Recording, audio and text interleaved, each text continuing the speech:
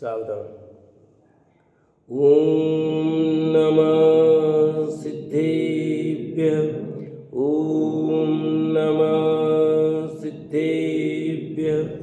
ओम नमः सिद्धेभ्यः। ओम जय जय जय। नमोस्तु नमोस्तु नमोस्तु। नमो अरिहन्ताणं नमो सिद्धाणं नमो ऐरियाणं नमो वज्रायाणं नमो लोये सवसाणं। मंगलम भगवान वीरो मंगलम गौतमो गणी मंगलम कुंद कुंदारो जैन धर्मोस्तु मंगलम।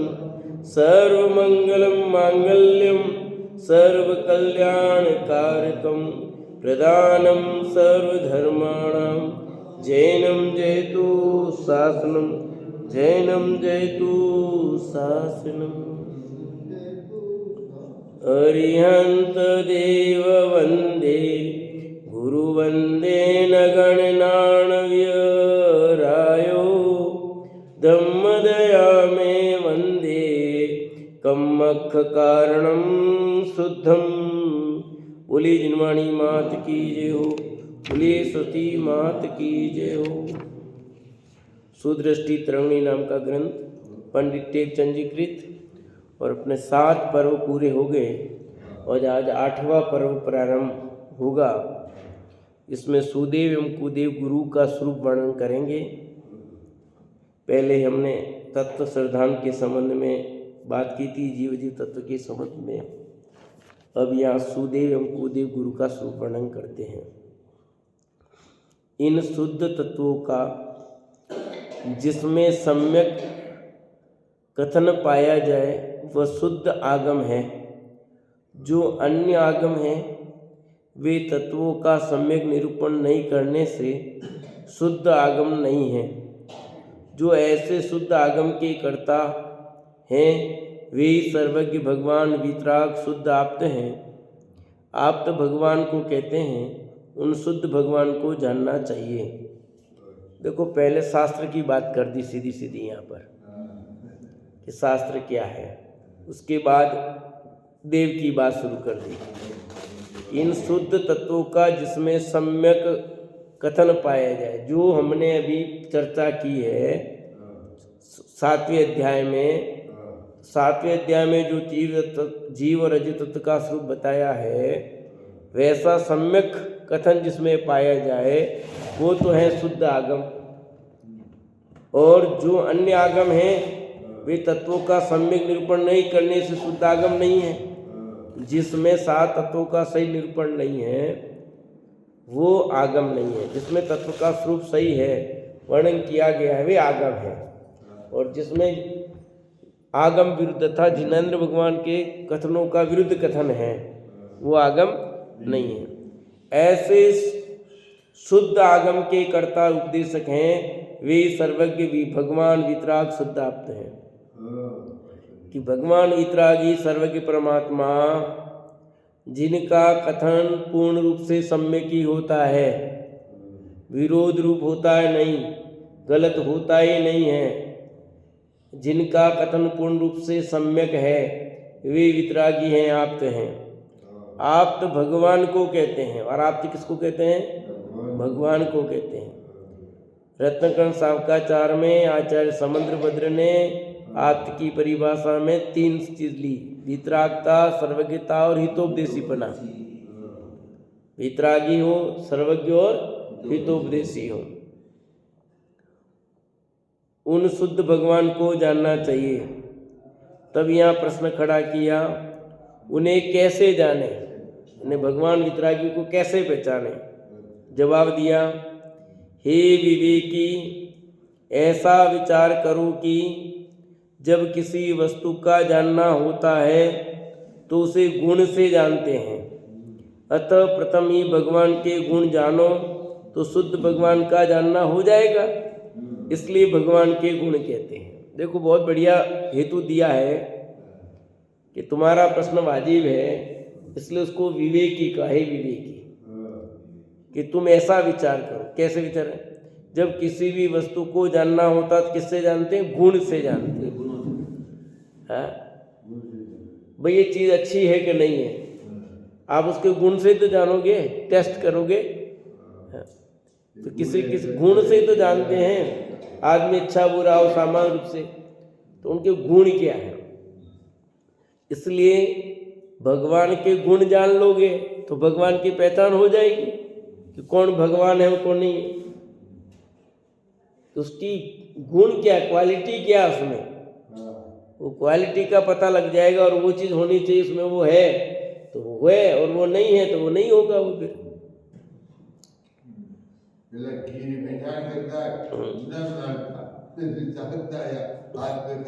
हाथ पे ही लगाते, कभी भी लगाते हैं।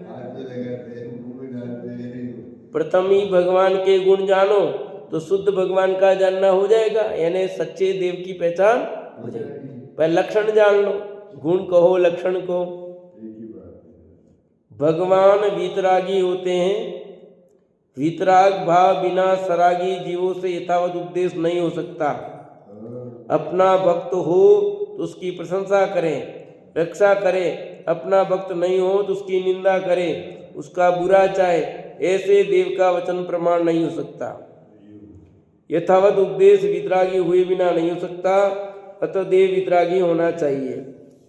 देखो बिल्कुल कंप्लीट है कि भगवान वितरागी ही होना चाहिए।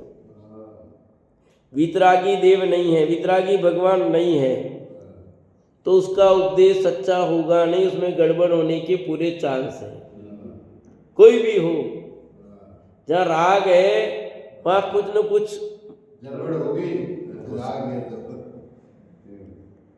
वितरागी भाव बिना सरागी जीवों को यथावत उपदेश नहीं हो सकता, नहीं हो सकता। क्यों? कि राग का अंश होगा तो वो अपने पक्ष की बात करेगा, जो उसको लगता है। जैसे हम हैं, चाहे महाराज जी हो, चाहे विद्वान हो, वो अपने कहीं न कहीं बात राखी भगवान के अनुसार उपदेश दे रहा, तब तक तो सही है। और जैसे अपनी बात आएगी वो कहीं न कहीं वो बात कह देगा, तो अपने से नहीं बनता है। कोई कहे तो कहीं न कहीं वो अपनी वर्तमान की अवस्था वैसे 25 चीजें टुकड़े में लगा देगा। वो भगवान वितरागी है तो किससे राग नहीं, किससे द्वेष नहीं, तो जो है वैसा ही वर्णन है। और कोई प्रश्न पूछेगा तो उत्तर वैसा ही आएगा। हम बात करें जिनागम के आधार पर वैसे ही करेंगे, पर कोई कुछ प्रश्न पूछेगा तो अपने राग का अंश मिल जाता है उसमें फिर, और राग का अंश मिलने से उत्तर में फर्क हो सकता है। जैसे कितने सारे विवाद चल रहे हैं ना, कोई कहता है स्त्री प्रक्षाल करना चाहिए और कोई कहता है स्त्री प्रक्षाल नहीं करना चाहिए। अब इसी बात को ले तो एक कह रहा है कि नहीं करना चाहिए, कि यही प्रश्न भगवान से पूछा जाए, वीतरागी भगवान से, वो तो जो होगा वही उत्तर देंगे। वहां कोई राग नहीं, किससे द्वेष नहीं है। और यहाँ क्या है? पक्ष व्यामो है, राग है, 25 बातें हैं। तो एक राग स्त्री प्रक्षाल का समर्थन करता है, एक स्त्री प्रक्षाल का निषेध करता है। पर यही प्रश्न समोसरण में भगवान से पूछा जाए तो वहां तो वस्तु स्वरूप के अनुसार जो उत्तर है वही आएगा, किससे कुछ भी पक्ष व्यामो नहीं हुआ। बिल्कुल किसी का पक्ष नहीं। अब अग्नि ले लो कि धूप अग्नि में खेनी चाहिए कि नहीं खेनी चाहिए, तो भगवान से पूछेंगे तो वो निराश। और यहाँ जो नहीं चढ़ाता है वो कहेगा नहीं चढ़ाना चाहिए, जो चढ़ाता है वो कहेगा अग्नि में धूप खेनी चाहिए। तो अपने अपने अनुसार सब उत्तर दे रहे हैं। तो वस्तु क्या है सही? तो वितरागी भगवान है, उनको किससे राग नहीं, किससे द्वेष नहीं। वो तो जो है वही बताएंगे। अभी पंचामृत अभिषेक सब तो भगवान के समोसन में जाके प्रश्न पूछ लो तो वो सब बता देंगे। बाकी सब तो पक्ष व्यामों की बात है। तो मिलेगी, क्योंकि राग है वहां पर सही नहीं हो सकता। इसलिए लिखा वितरागी भाव बिना सरागी जीव से यथावत उपदेश नहीं हो सकता। अपना भक्त हो तो उसकी प्रशंसा करेंगे, वे रक्षा करें, अपना भक्त नहीं हो तो उसकी निंदा करें, उसका बुरा चाहे, ऐसे देव का वचन प्रमाण नहीं हो सकता। जो अपने भक्त की प्रशंसा करता हो, जो भक्त ने उसकी निंदा करता हो, वो कैसे देव हो सकता है सच्चा? देव तो वो होता है चाहे भक्ति करो चाहे निंदा करो, कुछ भी करो, कोई फर्क नहीं पड़ता है। जो उसकी भक्ति करता है उसकी प्रशंसा करता है, जो निंदा करता है उसकी वो हटाना चाहता है, तो वो भगवान कैसे हो सकता है? यथावत उपदेश वितरागी हुए बिना नहीं हो सकता, अतः देव वितरागी होना चाहिए। देव कैसा होना चाहिए? वितरागी होना चाहिए। बिना वितरागी हुए यथावत उपदेश संभव ही नहीं है। देव सर्वज्ञ होना चाहिए, दूसरा। पहला हो गया वितरागी, और दूसरा क्या कहा? सर्वज्ञ होना चाहिए।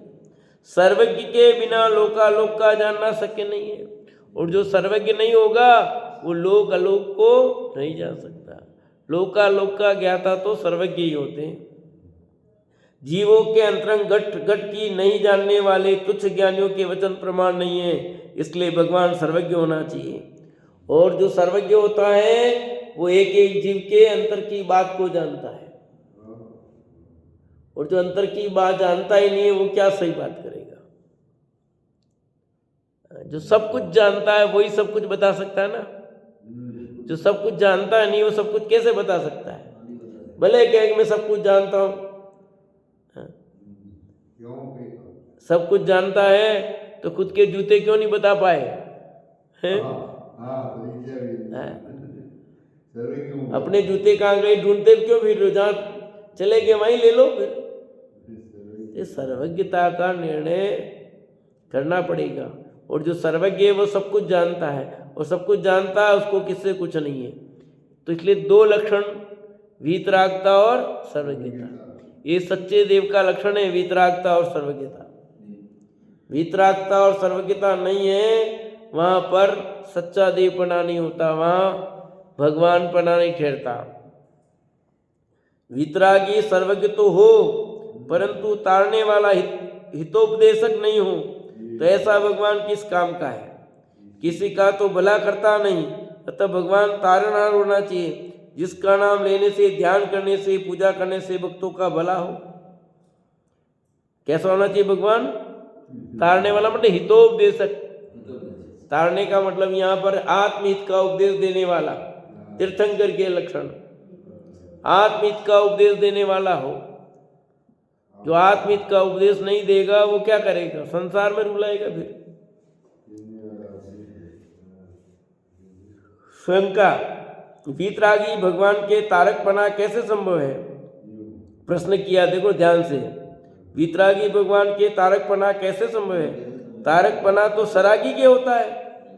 वीतरागी को भक्त के तारने की इच्छा होने पर वीतराग भाव कैसे रह सकता है? बिना इच्छा के भक्त का भला कैसे होगा? वो को बहुत जोरदार प्रश्न है और सच्चा प्रश्न है, क्योंकि ऊपर जो बात लिखी वो तो ऐसी लिखी है कि जिसका, अतः भगवान तारण होना चाहिए। किसी का तो भला करता नहीं, अतः भगवान तारण होना चाहिए, जिसका नाम लेने से, ध्यान करने से, पूजा करने से भक्तों का भला हो। और भला करेगा कैसे? राग भाव के बिना कोई भला कर सकता है? तो आपने ही कहा भला करता है तो रागी हो गया वो, तो फिर प्रश्न उसका वाजिब है ना। क्या आपने कहा वो तारकपना होना चाहिए, तारकपना हुआ तो सरागी हो गया, और सरागी है तो वितरागी कैसे होगा? बिना इच्छा के भक्त का भला कैसे कर सकता हूं?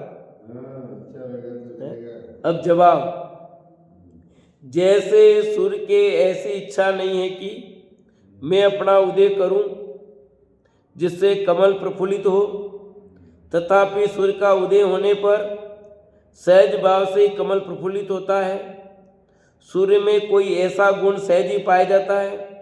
उसी प्रकार भगवान के तो ऐसी इच्छा नहीं है कि मैं भक्तों का भला करूं, परंतु भगवान में सहज ही ऐसा तारक गुण पाया जाता है जिसके कारण भक्त का भला होता ही होता है। समझ में आया? उदाहरण दिया सूर्य का। सूर्य उदित होता है और उसके कारण कमल विकसित होता है। सूर्य उदित होता है, अपने को लाभ मिलता है, गर्मी मिलती है ना। मैंने यूं 2-3-4 लाइन आज लिख दी। सर्दी के दिन आए ओ सूर्य बाबा,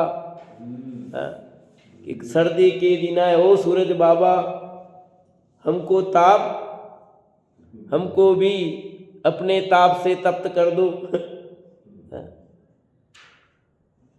तुम कहीं छुप न जाना। ऐसे बैठे बैठे लिख दिया।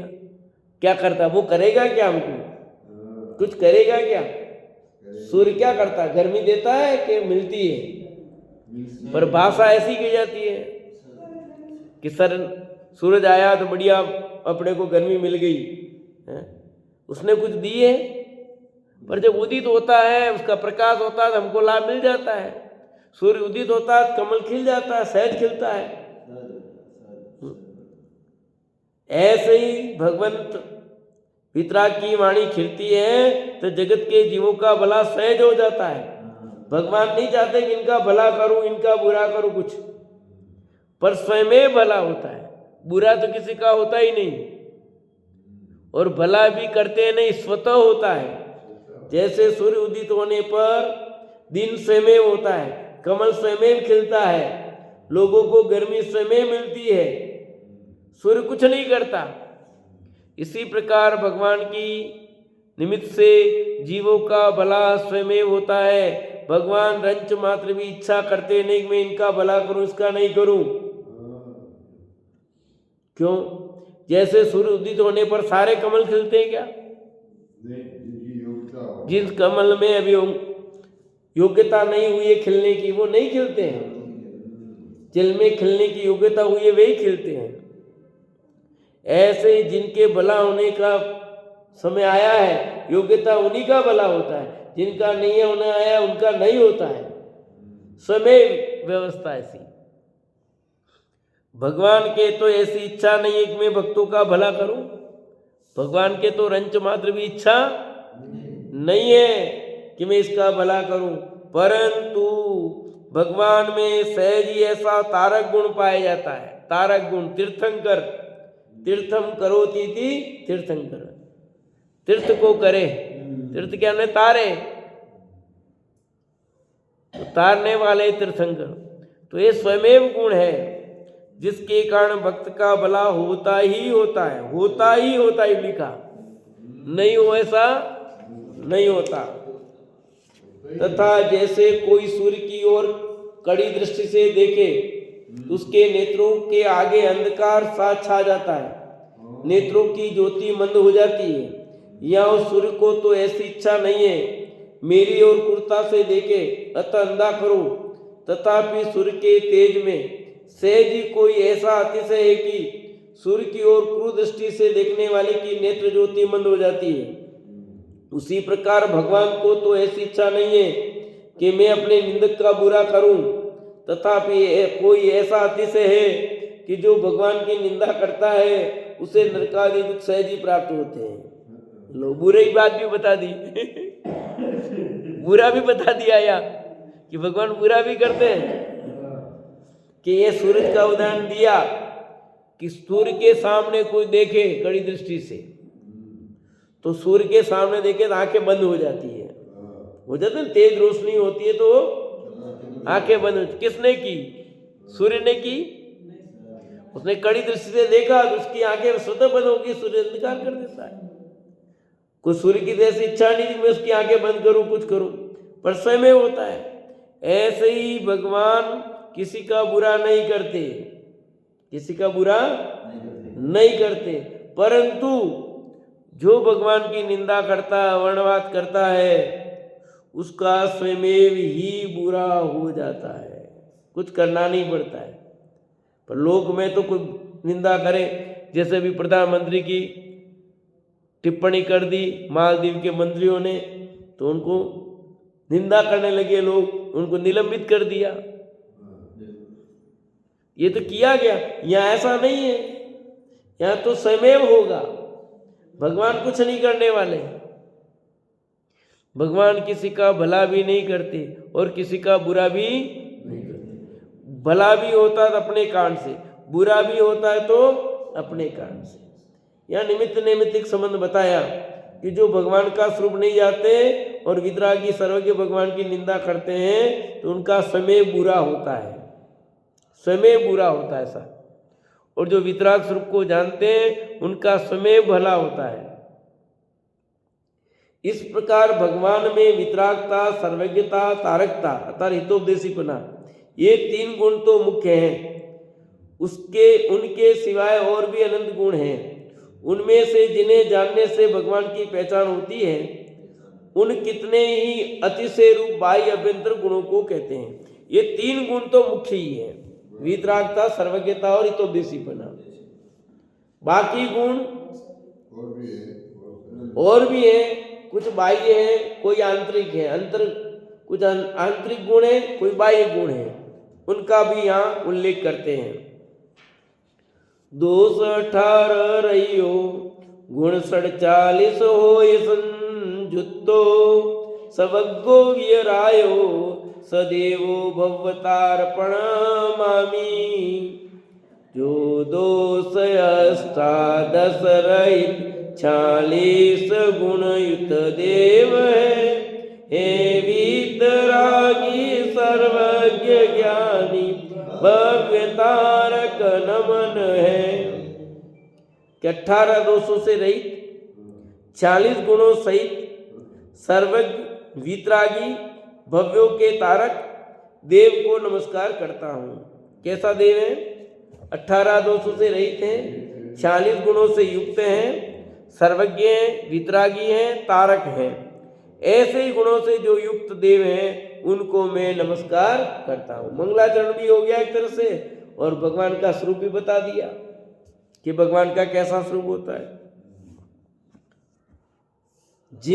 जिसके राग द्वेष नहीं है वह वितरागी है, जो केवल ज्ञान सहित है वह सर्वज्ञ है, जिसका नाम लेने से पाप का नाश हो, ऐसे अतिशय का धारी हो तथा क्षुधादि 18 दोषों से रहित हो, 46 गुण सहित हो, उसे देव जानना। तो वितरागी की परिभाषा हो गई कि जो राग द्वेष से रहित हो, न तो किसी से राग है न किसी से द्वेष है। राग द्वेष हो वो वितरागी नहीं होता। रंच मात्र भी राग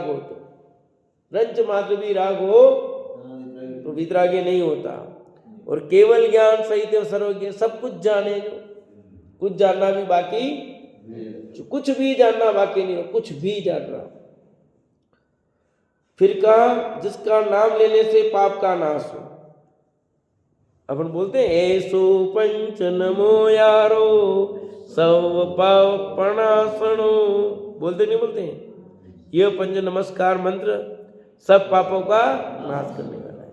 कहते हैं जिनका नाम स्मरण करने से पापों का नाश होता हो, ऐसे अतिशय के धारी है जो।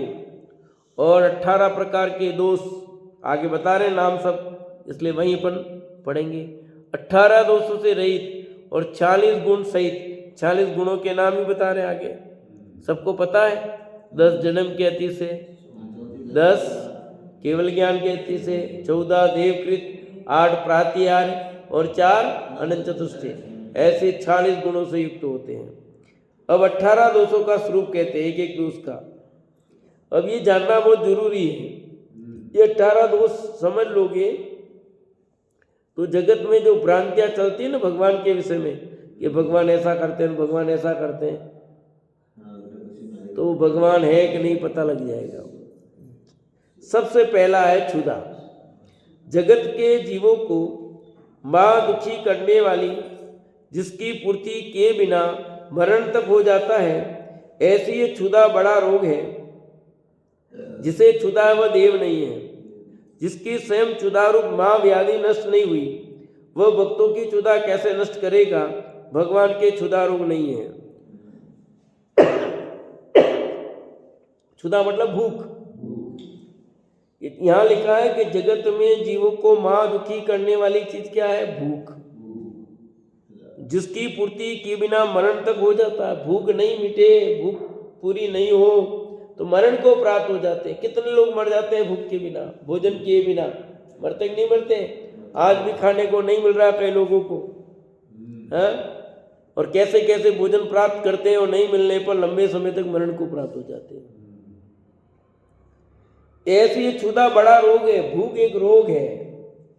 अपन बोलते कि नहीं बोलते हैं, क्षुधा रोग विनाशनाय नैवेद्यम नृपामिति स्वाहा।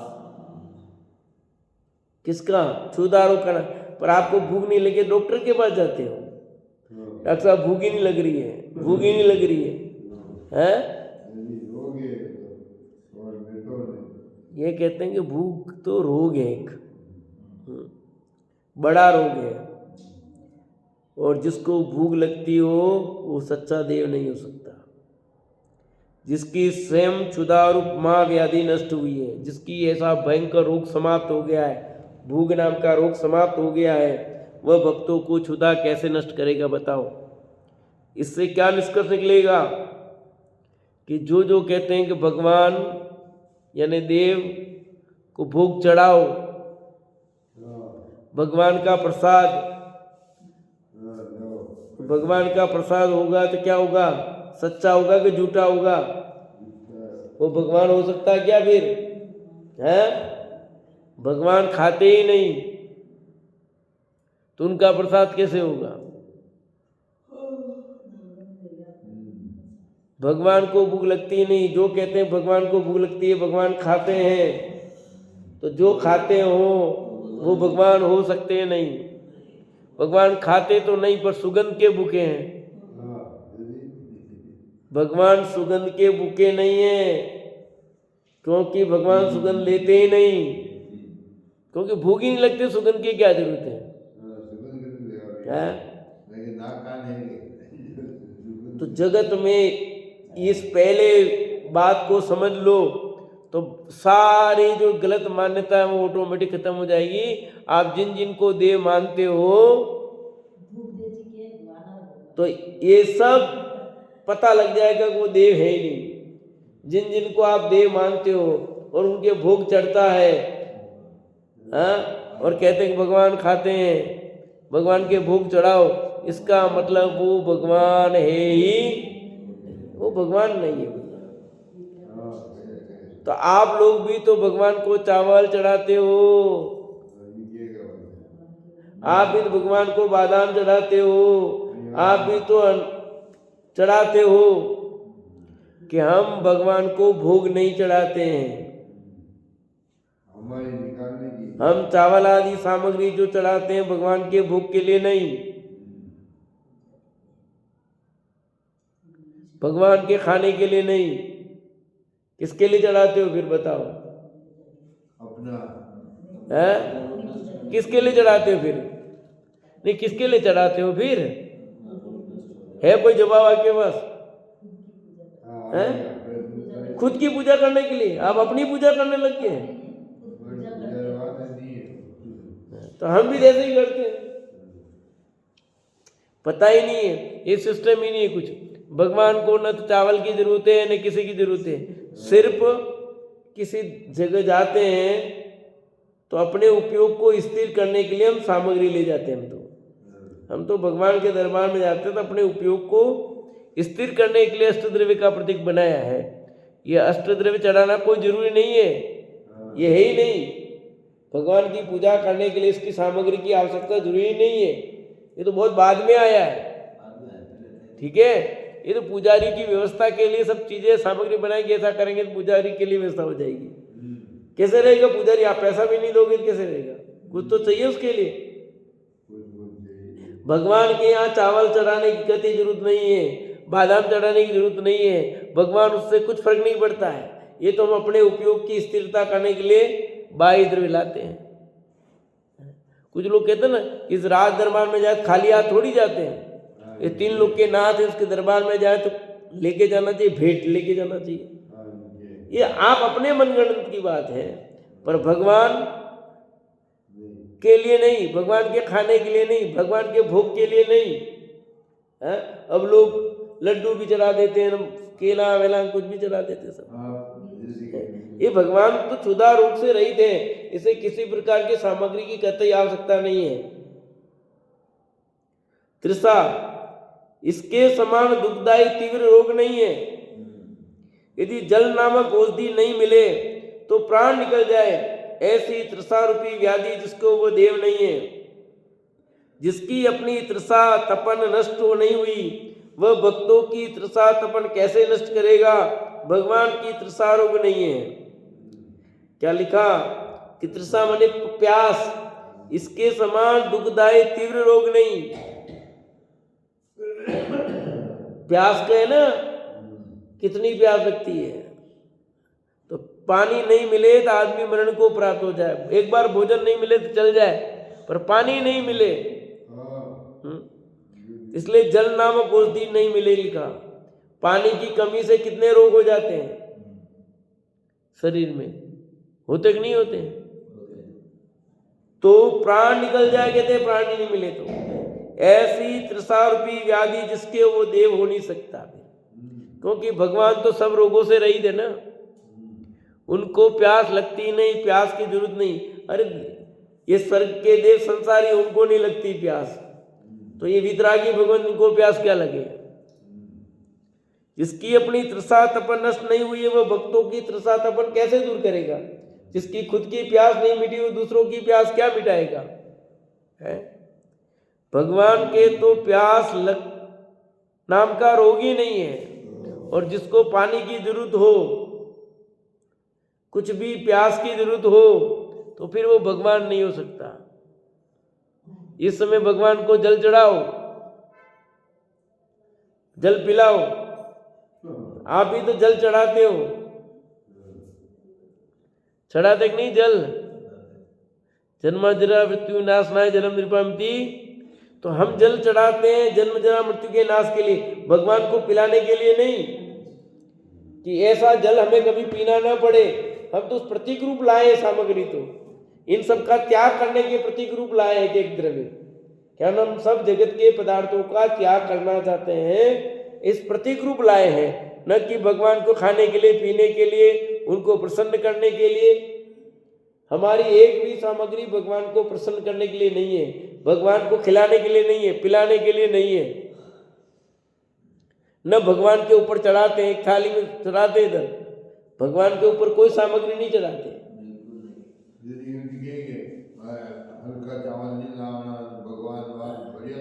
हाँ नहीं लाने ना, आप खाते हो तो महंगे बढ़िया चावल, हल्के चावल लाते हो तो गलत है ना। क्यों लाने? भगवान खाते ही नहीं, तुम चावल क्यों लाते हो? मत लाओ, कोई जरूरत भी नहीं है, कतई आवश्यकता नहीं है लाने की। लाते हो तो अच्छी सामग्री चढ़ाओ। भगवान के दरबार में कौन सी खराब सामग्री चढ़ानी? जहां राग भाव है वहां भगवान नहीं है, भगवान के राग भाव नहीं है। रंच मात्र भी राग हो, तिल तुस मात्र भी राग हो, तो वो भगवान नहीं हो सकता। भगवान तभी बनते हैं जब समस्त राग का भाव हो जाए, पूर्ण राग समाप्त होता है, तब वितरागता का गुण प्रकट होता है। द्वेष, जिसके द्वेष भाव नहीं वह पर का बुरा करेगा, तो जिसके द्वेष है वह भगवान नहीं हो सकता। भगवान के द्वेष भाव नहीं होता, भगवान के राग नहीं है और द्वेष भी नहीं है। राग हो तो किसी का भला करने का भाव आएगा, द्वेष हो तो किसी का बुरा करने का भाव आएगा। न तो भगवान को किसी से राग, न किसी से द्वेष, दोनों गुणों से रहित होते हैं। वितरागता का गुण इसीलिए का है। राग होने पर क्या क्या हो सकता पता नहीं। जितने भी हैं राग के पीछे नेता लोग, अपने बेटे का राग हो, किसी का राग हो, तो क्या क्या गड़बड़ करते हैं, करते नहीं करते? अब राग ही नहीं होगा तो क्यों करेगा गड़बड़? धन बढ़ाने का राग है, चोरी करता है। धन बढ़ाने का राग नहीं होगा, चोरी क्यों करेगा? परिवार है तो परिवार पालना है तो उसका राग है। अब इनका परिवार नहीं, किसी प्रकार का राग नहीं, तो किस बार का द्वेष भी नहीं किससे। जन्म, जो माता के गर्भ में आए, गर्भ के मां दुख मलमूत्र में 9 माह तक नीचे सिर ऊपर पैर कर मां संकट में अवतार ले, वह भगवान नहीं। भगवान का अवतार जन्म नहीं होता। भगवान जन्मते नहीं, बनते हैं। समझ में आएगा नहीं? भगवान का जन्म नहीं होता। फिर आप तो मनाते हो ना महावीर जयंती। आज भगवान की जयंती है। आज कौन से भगवान का जन्म और तब कल्याणक था? आज था ना दो भगवान का, पार्श्वनाथ भगवान का और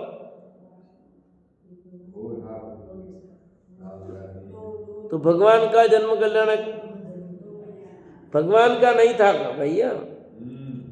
ठीक है, ये तो बालक का हुआ था, पर वो आगे चलकर भगवान बने तो भगवान कहने में आता है। भगवान का जन्म होता ही नहीं, भगवान तो बनते हैं। भगवान किसके गर्भ में पैदा नहीं होते। तो गर्भ कल्याणक तो मनाते हो, जन्म कल्याणक मनाते हो, सब मनाए क्योंकि वे आगामी काल में भगवान होने वाले या हुए हैं, इसलिए सब मनाए जा रहे हैं। बाकी भगवान का जन्म भी नहीं होता, भगवान गर्भ में नहीं आते। स्पष्ट लिखा देखो, भगवान का अवतार जन्म नहीं होता। बोलने में बोलो भले, पर समझ लेना चाहिए कि भगवान जन्मते नहीं है, भगवान तो बनते ही हैं। भगवान का अब भगवान बनने के बाद पुनः कभी जन्म नहीं होगा। अगली बात ये भी समझ लेना, जो भगवान बन गया एक बार, वो पुनः कभी भी जन्म नहीं लेगा, इसलिए जन्म नहीं होता का। जन्म जरा मृत्यु विनाश नाय जलम नृपामिति स्वा। तो दूसरा गुण आ गया जरा। देखो, जन्म जरा मन ना तीनों आ रहे हैं। जरा मने बुढ़ापा से सब अंग शिथिल हो, दीनता प्राप्त होती है ऐसी जरा जिसके वो भगवान नहीं, भगवान के जरा नहीं होती। भगवान के बुढ़ापा नहीं आता, क्या आता है? भगवान की जैसी परम औदारिक शरीर बना अरंत का वैसा ही रहता है, और अरंत से भी सिद्ध बन जाते हैं। सिद्ध भगवान के भी बुढ़ापा नहीं और अरंत के बुढ़ापा नहीं। बोले 1 लाख पूर्व तक रहे आदिनाथ, पर कहीं बुढ़ापा आता ही नहीं है। भगवान कभी बूढ़े नहीं होते, उनके कुछ भी नहीं होता। सिद्ध भगवान के तो शरीर ही नहीं है, और अनंत के शरीर भी है तो परम औदारिक शरीर है। कैसा शरीर है? परम औदारिक शरीर है। उस परम औदारिक शरीर होने से उसमें कुछ भी नहीं होता, इतना मजबूत। क्योंकि जन्म नहीं है तो अब सब अवस्था ही नहीं बनेगी कोई। तो भगवान के बुढ़ापा नहीं आता। कितने गुण हो गए? 6। कौन कौन सा? पहला क्षुधा नहीं होती, नंबर 2 तृषा नहीं होती, 3 राग नहीं होता, चौथा द्वेष नहीं होता, 5वां जन्म नहीं होता, और 6ठा बुढ़ापा जरा नहीं होता। ये 6 प्रकार के दोष रही थे, अभी 12 और बाकी है। 18 दोष है ना, तो 6 दोषों की चर्चा हो गई। इन दोषों से रहित होते हैं। अभी 12 दोष और रहे हैं, उनकी चर्चा अपन कल करेंगे।